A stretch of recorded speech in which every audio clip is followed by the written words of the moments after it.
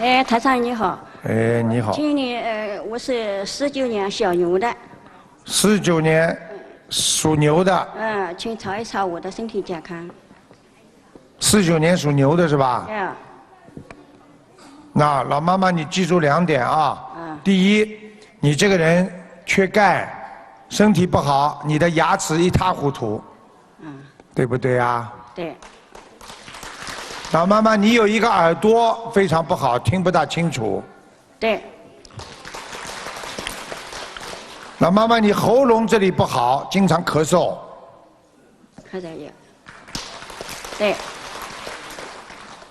还有，我往下看啊，你妇科也不好，你的腰痛，右腰非常痛。腰有时会痛。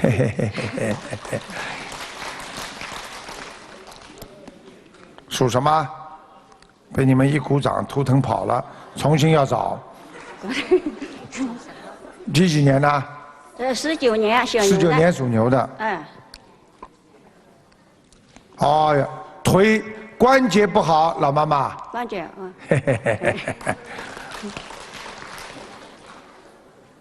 没有什么大问题。关节以后有没有问题啊？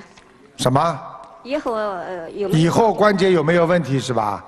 那当然有问题了。现在这里还有。现在都不好啊。现在还有点。腰也不好，关节不好，你站不长的，站得长你就会腿酸的。还有老妈妈，你自己记住，你是打过胎、掉过孩子的。现在有个孩子2个脚插在你的腰上，2个手拉着你脖子，所以你脖子特别酸痛，腰非常不舒服。对不对呀？对，赶快把孩子弄掉了，否则他就老缠着你呀，明白了吗？对，一个小房子念多少？小房子你给这个孩子要念37章。一个孩子念3个。一个孩子37章。一个孩子37章，还有一个27章。老妈妈，我告诉你，等你念完之后，我可以让他们到梦里来给你看的。他们走掉了，他们就跟你说再见啦。小孩子会来，你在梦中会感觉这个孩子是你的，但是呢，你又觉得不认识他，这是你打胎的孩子。那么一天念多少针啊？什么？念经念多少呢？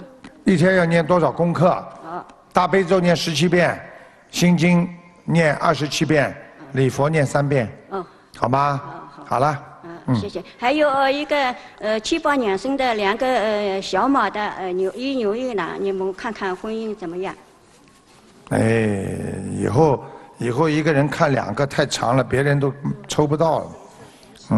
几年的？7、8年的小马的2个都是小马。7、8年属马的，男的女的？一男一女，婚姻的看看怎么样？